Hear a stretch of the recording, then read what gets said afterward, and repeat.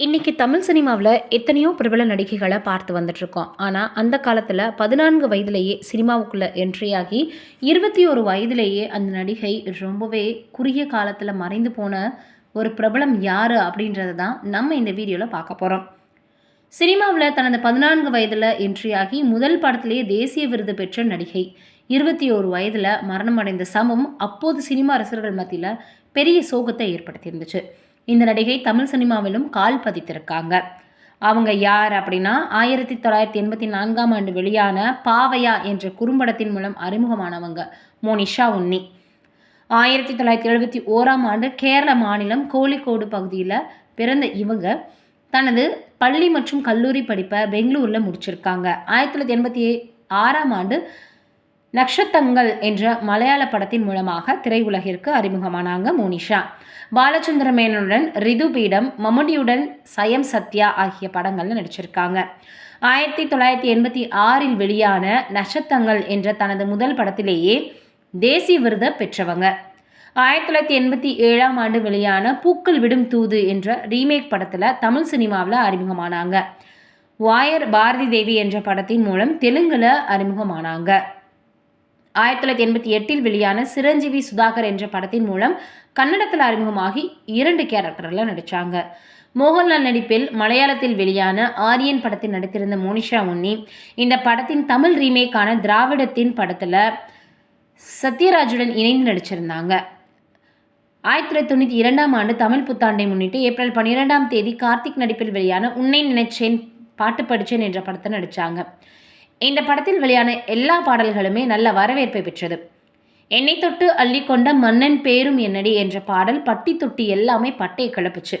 இதன் மூலம் மோனிஷா உன்னி தமிழ் சினிமாவின் முன்னணி நடிகையாக பல படங்களில் இவங்க நடித்து வருவாங்கன்னு எதிர்பார்க்கப்பட்டது.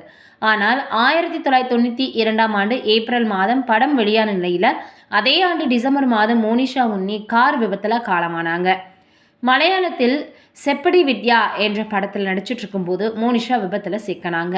6 வருடங்களில் 25 படங்கள் நடித்திருந்த மோனிஷா கடைசியாக தமிழில் 3வது கண் என்ற படத்தை நடித்தாங்க. மணிவண்ணன் இயக்கத்தில் சரத்குமார், நிழல்கள் ரவி, ராஜா உள்ளிட்ட பலர் நடிச்சிருந்த இந்த படம் மோனிஷா இறந்த பிறகு 1993ஆம் ஆண்டு வெளியாச்சு.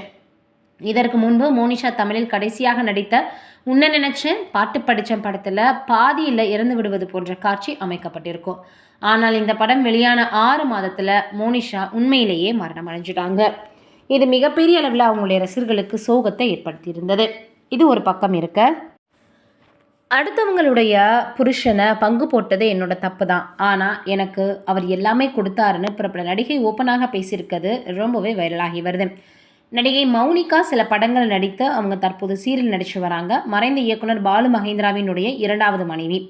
பாலு மகேந்திரா ஏற்பதற்கு முன்பு 2 சத்தியத்தை தன்னிடம் வாங்கியதாக மௌனிகா சொன்னாங்க. அதிலிருந்து எனக்கு ஏற்பட்ட அவமானம், வலிகள், என்னை அழிக்க நினைத்தவர்களிடமிருந்து நான் மீண்டு வந்ததற்கான காரணம் என் குடும்பம் தான் சொல்லியிருந்தாங்க.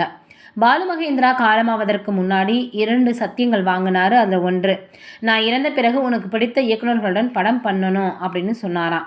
இன்னொரு சத்தியம், நான் இறந்த பிறகு நீ இன்னொரு திருமணம் செய்யணும்னு சொல்லியிருந்தாராம். உனக்கு பாதுகாப்பு வேணும் அப்படின்றதுனால உன்னை இன்னொரு திருமணம் செய்து கொள்ளணும்னு நான் சத்தியம் வாங்கினேன்னு சொல்லியிருக்காரு. ஆனால் நான் திருமணம் செய்ய வேணாம்னு நினைக்கல. மனசு தயாராக இருக்கணும். நான் நல்லா இருந்தால் தான் ஒருத்தரை கல்யாணம் பண்ண முடியும். அவரும் நல்லா இருக்கணும், நானும் நல்லா இருக்கணும். அவரோட இடத்துல வேறொருவரை வைத்து பார்க்க முடியாது அப்படின்னு வெளிப்படையாக கூறியிருக்காங்க. இந்த விஷயம் மிகப்பெரிய அளவில் சமூக வலைதளங்களில் வைரலாக பேசப்பட்டு வந்துட்டுருக்கு.